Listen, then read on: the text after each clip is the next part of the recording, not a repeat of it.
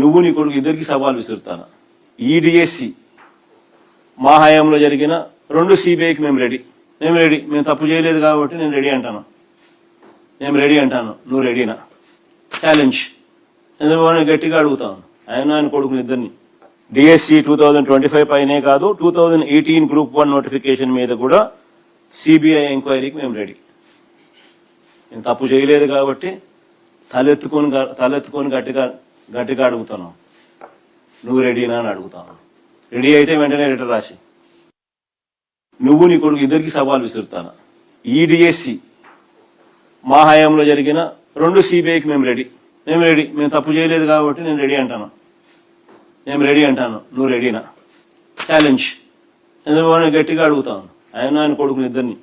DSC 2025 పైనే కాదు, 2018 group 1 notification మీద కూడా సిబిఐ ఎంక్వైరీకి మేము రెడీ. నేను తప్పు చేయలేదు కాబట్టి తలెత్తుకొని గట్టిగా అడుగుతున్నాం. నువ్వు రెడీనా అని అడుగుతాను. రెడీ అయితే వెంటనే లెటర్ రాసి నువ్వు నీ కొడుకు ఇద్దరికి సవాల్ విసురుతాను. ఈ డిఎస్సి మా హయాంలో జరిగిన 2 సిబిఐకి మేము రెడీ. మేము తప్పు చేయలేదు కాబట్టి నేను రెడీ అంటాను. నువ్వు రెడీనా? ఛాలెంజ్ ఎందుకు గట్టిగా అడుగుతాను. ఆయన కొడుకుని ఇద్దరిని. డిఎస్సి 2025 పైనే కాదు, 2018 గ్రూప్ 1 నోటిఫికేషన్ మీద కూడా సిబిఐ ఎంక్వైరీకి మేము రెడీ. నేను తప్పు చేయలేదు కాబట్టి తలెత్తుకొని గట్టిగా అడుగుతున్నాం. నువ్వు రెడీనా అని అడుగుతాను. రెడీ అయితే వెంటనే లెటర్ రాసి నీట్ క్వశ్చన్ పేపర్ లీక్ బాధ్యత వహిస్తూ కేంద్ర మంత్రి ధర్మేంద్ర ప్రధాన్ రాజీనామా చేశారు. కేంద్ర మంత్రి ధర్మేంద్ర ప్రధాన్ గారు రాజీనామా చేసినారు కదా. అక్కడన్నా జీవోలు ఇచ్చినా ఆడన్నా ఎవరు జీవోలు ఇచ్చిన పరిస్థితి లేదు. ఉట్టి లీకేజీలే. ఇక్కడ లీకేజీతో పాటు జీవోల ద్వారా ఏ ఎగ్జామ్ రాయకుండా ఉద్యోగాలు, ఆ తర్వాత బేరసారాలు ఇన్ని కనిపిస్తా ఉన్నాయి. మరి ఎన్డీఏలో భాగస్వామిగా ఉన్న చంద్రబాబు నాయుడుకు ఆయన కొడుకు వేరే నీతే? ధర్మేంద్ర ప్రధాన్ గారికి ఒక నీతి, చంద్రబాబు నాయుడు గారు ఆయన కొడుకు ఇంకో నీతి. ప్రత్యర్థి జట్టు లేని చోట బౌలింగ్ ఫీల్డింగ్ కూడా లేకుండా తండ్రి కొడుకులు ఇద్దరు మాత్రమే బ్యాటింగ్ చేస్తా ఉన్నారు. బ్యాటింగ్ చేసి వీళ్ళంతా కీలే బ్రహ్మాండంగా బ్యాటింగ్ చేసినామని వీళ్ళంతా కీలే కితాబిచ్చుకుంటా ఉన్నారు. నిజంగా ఆశ్చర్యం కలిగించే విషయం ఏంటంటే అసెంబ్లీలో ఈ మాదిరిగా బ్యాటింగ్ చేస్తారు కానీ పక్కన మండలిలో 4 రోజుల నుంచి స్తంభింపజేస్తా ఉన్నారు. ఇదే డిఎస్సి అనే సబ్జెక్టు మీద చర్చ జరగాలి అని. లోకేష్ రాజీనామా చేయాల్సిన అవసరం ఏముంది అని చెప్పడానికి సాక్ష్యాలు ఆధారాలతో వాళ్ళు రెడీగా ఉంటూ, సిబిఐ ఎంక్వైరీ చేయాల్సిన అవసరం ఎందుకుంది అని చెప్పడానికి వాళ్ళు సిద్ధంగా ఉంటూ సాక్ష్యాలు ఆధారాలతో రెడీగా. పక్కన కౌన్సిల్లో మాత్రం డిస్కషన్ చేయరు, డిస్కషన్కి రానిరు. ప్రశ్న తయారీ అనేది ఎస్సీఆర్టీ డైరెక్టర్ బాధ్యత. డిఎస్సి పరీక్షను నిర్వహించే బాధ్యత డిఎస్సి కన్వీనర్ది. ఈ రెండు ఒకే వ్యక్తికి ద్వారా జరిపిస్తే పారదర్శకతకు పాతర వేసినట్టు అవుతుంది, లీకేజీకి స్వయంగా ద్వారాలు తెరిచినట్టు అవుతుంది.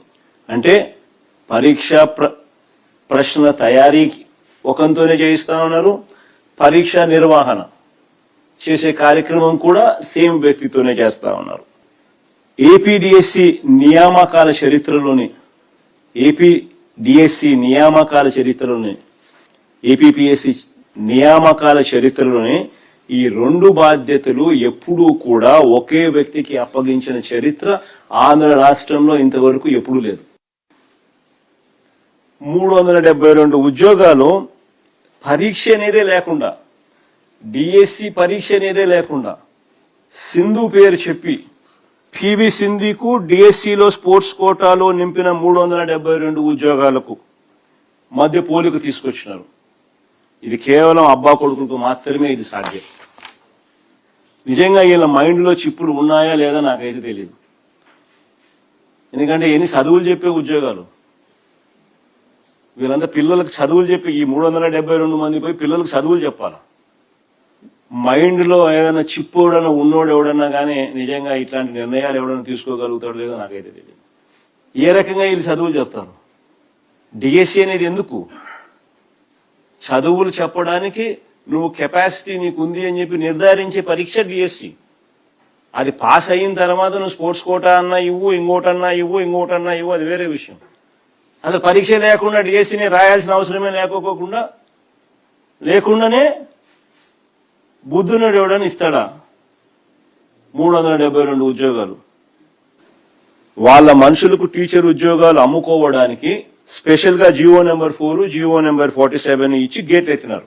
ఎత్తిన తర్వాత పని పూర్తి చేసిన తర్వాత 372 మందికి ఉద్యోగాలు ఇచ్చుకున్న తర్వాత జియో నెంబర్ 23, జియో నెంబర్ 56 ఇచ్చి మళ్ళీ గేట్లు మూసేశారు. చరిత్రలో ఎప్పుడూ జరగని విధంగా పరీక్షే రాయకుండా, ఇంతకు ముందు స్పోర్ట్స్ కోటాస్ ఉండేటివి కానీ ఖచ్చితంగా డిఎస్సి పాస్ కావాలి. డిఎస్సి క్వాలిఫై అయిన తర్వాతనే స్పోర్ట్స్ కోటా కానీ ఇంకోటి కానీ గతంలో అంతా. ఫస్ట్ టైం లోకేష్ అనే వ్యక్తి ఎడ్యుకేషన్ మినిస్టర్ గా ఉంటూ పరీక్షే రాయకుండానే ఏకంగా స్పోర్ట్స్ కోటాలో ఈ రకంగా 372 పోస్టులు ఫిల్ చేశారు. నిజంగా ఈ మాదిరిగా జియో నెంబర్ 4, 47 ఎందుకు ఇచ్చినారో, పని అయిపోయిన తర్వాత మళ్ళా జియో నెంబర్ 23 and 56 ఎందుకు ఇచ్చినారో దీని మీద సిబిఐ ఎంక్వైరీ జరగాల్సిన అవసరం ఉందా లేదా?